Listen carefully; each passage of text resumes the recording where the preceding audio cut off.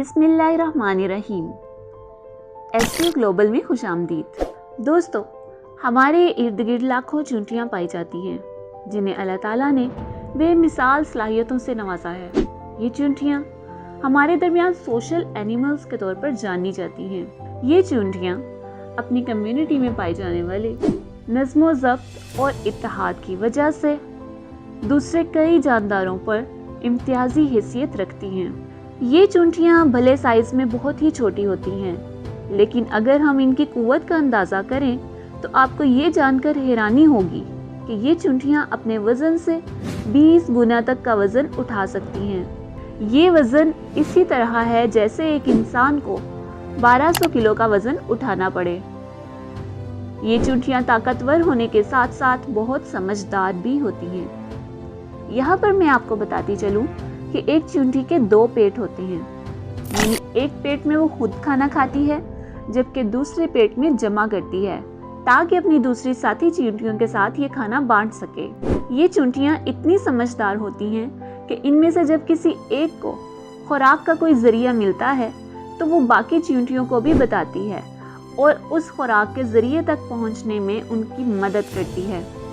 सारा दिन काम करने के बाद भी इन चींटियों को किसी किस्म की कोई थकावट महसूस नहीं होती, इसीलिए ये एक मेहनती जानदार के तौर पर जानी जाती हैं। क्या आप जानते हैं, चींटियां भी इंसानों की तरह खेती बाड़ी करती हैं। जी हाँ, खेती बाड़ी की इजाद करने वाले सिर्फ इंसान ही नहीं हैं। सुनने में तो अजीब सा लगता है, लेकिन सच है। चींटी की मुख्तलिफ अनवा किसान की तरह काम करती हैं, लेकिन सिर्फ छोटे से पैमाने पर। आपने लीफ कटर चींटियों को तो देखा होगा। ये चींटियाँ पत्तों को काटती हैं और फिर उन्हें अपनी कॉलोनी में किसी जगह पर पहुंचा देती हैं और फिर कॉलोनी के लार्वा की खुराक के तौर पर पत्तों के टुकड़ों के ऊपर फंगस उगाती हैं। लीफ कटर चींटी के अलावा और भी कई चींटियाँ हैं जो काश्तकारी करती हैं, जैसे एप्टेरोस्टिग्मा। ये कुछ मुख्तलिफ तरीके से खुराक काश्त करती हैं। चींटियों की बहुत सी नस्लें हैं, लेकिन इनकी कुछ नस्लें ऐसी हैं जिनके बारे में आप जानकर हैरान होंगे, जैसा कि bulldog ant, bullet ant, zombie ant. Bulldog ant ये दुनिया की सबसे खतरनाक चींटी है जो ऑस्ट्रेलिया के साहिली इलाकों में पाई जाती है। हमले में ये अपना डंक और जबड़े बैक वक्त इस्तेमाल करती है। 1936 से लेकर अब तक कम से कम 3 इंसानी अमवात इसके डंक की वजह से हो चुकी हैं। इनमें से ताज़ा तरीन 1988 में हुई थी, जब विक्टोरियन किसानों पर बुलडॉग आंट ने हमला किया था।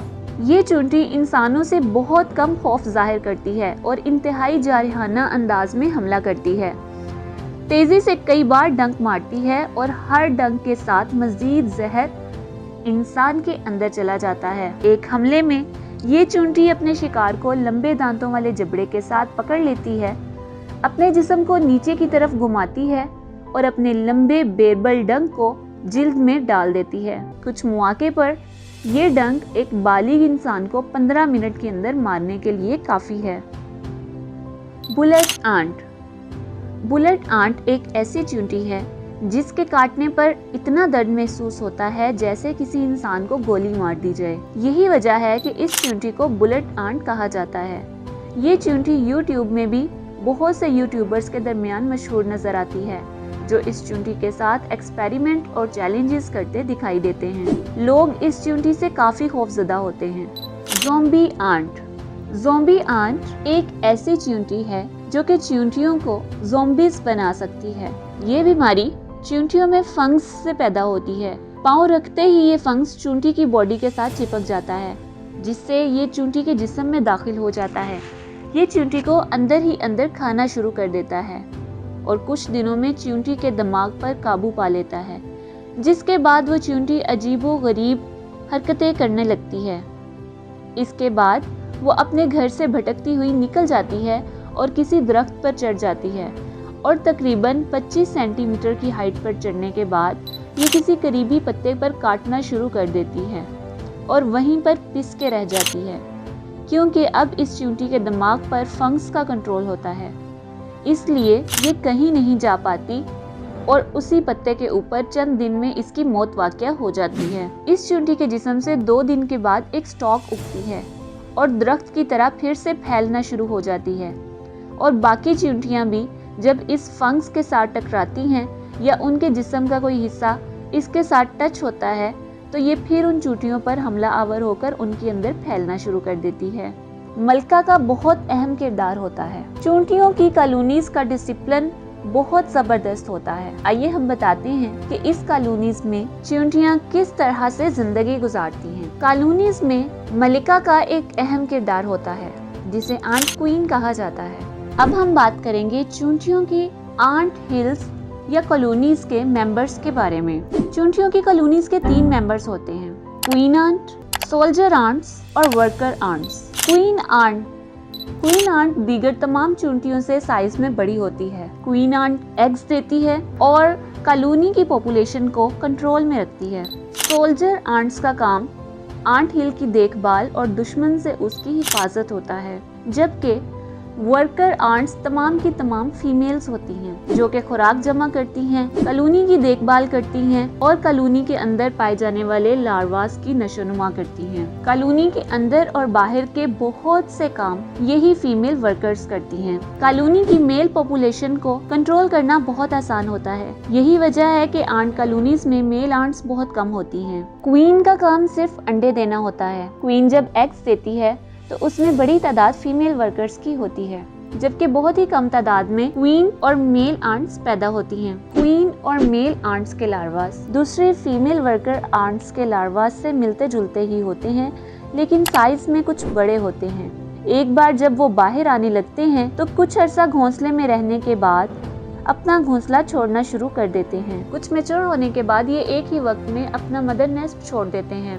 चींटियों की कॉलोनी में ये एक आम सी बात है कि एक ही वक्त में सैकड़ों या हजारों की तादाद में क्वींस अपना मदर नेस्ट छोड़ती हैं, लेकिन मदर नेस्ट छोड़ने के कुछ ही घंटे के अंदर अंदर ये तमाम क्वींस मर जाती हैं, कुछ माहौलियाती असरात के तहत और कुछ किसी का शिकार बनकर। इन सैकड़ों हजारों क्वींस में से सिर्फ 2 या 3 क्वींस होती हैं जो जिंदा रहने में और नई कॉलोनीज बनाने में कामयाब होती हैं, जबकि दूसरी तरफ मेल आंट्स भी अपना मदर नेस्ट छोड़ने के कुछ दिनों के अंदर अंदर मर जाते हैं। बहरहाल जिंदा बच जाने वाली क्वीन आंट्स अपनी नई कॉलोनीज बनाती हैं, वहाँ अंडे देती हैं और इस तरह से ये सिलसिला चलता रहता है। कई क्वीन आंट्स अपनी ही कॉलोनी में पहले से मौजूद क्वीन आंट की जगह ले लेती हैं। अगर क्वीन आंट बीमार हो, कमजोर हो चुकी हो या मजीद अंडे देने के काबिल ना रही हो तो नई यंग पैदा होने वाली क्वीन आंट उसकी जगह लेती है और कॉलोनी का इंतजाम संभाल लेती है। इस तरह एक बार कायम होने वाला एक इंडिविजुअल नेस्ट कई सालों तक चलता रहता है।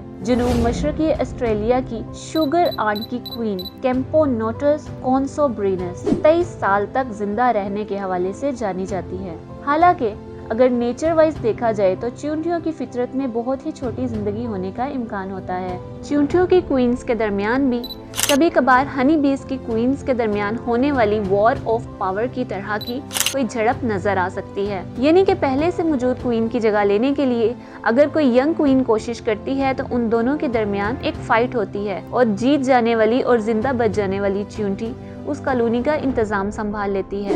हनी बीज के कॉलोनी सिस्टम के हवाले से अगर आप तफसीलन जानना चाहते हैं तो वीडियो लिंक डिस्क्रिप्शन में मौजूद है।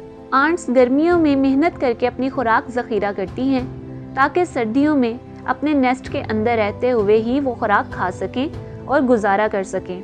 अब हम बात करेंगे चींटियों के नेस्ट के बारे में। मुख्तलिफ चींटियां अपने नेस्ट मुख्तलिफ अंदाज में बनाती हैं।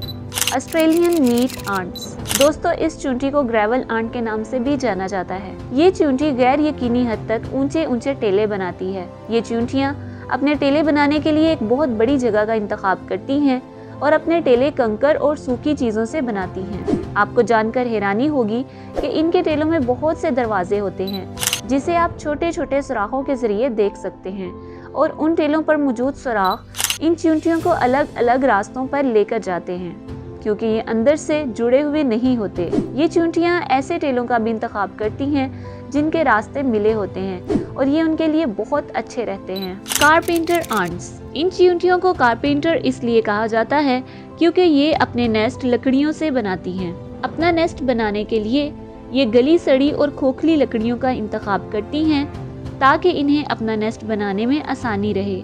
ये चींटियां लकड़ी खाती नहीं हैं, बल्कि उसको चूरा चूरा करके बाहर ले आती हैं और अपने घोंसले में अंदर बाहर जाने का रास्ता बनाती हैं। अगर ये चींटियां जंगलों में होती हैं तो ये दरख्तों और पौधों को अपना निशाना बनाती हैं। लकड़ियों को काटकर इस तरीके से अपना घोंसला बनाने की वजह से इन चींटियों को कारपेंटर आंट का नाम दिया जाता है। येलो मीडो आंट्स, ये चींटियां सेंट्रल यूरोप में पाई जाती हैं। ये अपना नेस्ट जमीन के अंदर बनाती हैं, जो कि लगभग 3 से 4 फुट तक गहरा होता है। लेकिन ये जहाँ कहीं पर भी अपना नेस्ट बनाती हैं, उसके ऊपर ये डैम शेप का स्ट्रक्चर भी बनाती हैं, क्योंकि यही स्ट्रक्चर उनके घर को पहचानने में मदद करता है और यही स्ट्रक्चर इन चींटियों को उनके दुश्मनों से भी बचाता है। इन चींटियों को पहाड़ी चींटी भी कहा जाता है, क्योंकि इनके नेस्ट के ऊपर देखने में बिल्कुल एक छोटा सा पहाड़ नजर आता है। इनके एक नेस्ट में 10,000 से 1 लाख तक की चींटियां रहती हैं। वीवन आंट्स, दोस्तों इस चींटी को बंकर आंट भी कहा जाता है। ये चींटियां ज्यादातर दरख्तों पर रहती हैं। ये चींटियां अपना घोंसला पेड़ के पत्तों से बनाती हैं, जो देखने में काफी कमाल का लगता है। ये चींटी अपना घोंसला बनाने के लिए पेड़ के पत्तों को आपस में जोड़ती है, जिसके लिए चींटी अपने मुंह से एक खास किस्म का मवाद निकालती है, जो सूखने के बाद एक सफेद रेशम बन जाता है। वैसे तो इन चींटियों के नेस्ट बहुत से पेड़ों में फैले होते हैं, क्योंकि इनकी कॉलोनी काफी बड़ी होती है। बड़ी कॉलोनी के लिए इन्हें घोंसले भी बड़े ही बनाने पड़ते हैं। कई बार तो इनके घोंसले 1 फुट तक लंबे होते हैं, जिनमें हजारों की तादाद में चींटियां रहती हैं। लेकिन इन चींटियों के ये नेस्ट ज्यादा मजबूत नहीं होते, क्योंकि जंगलों में आने वाले हवा के तूफान से इनको बहुत नुकसान पहुंचता है, जिसकी वजह से ये नेस्ट ज्यादा देर तक नहीं टिक पाते, जिसके बाद ये चींटियां फिर से अपने घोंसले बनाने के काम में लग जाती हैं।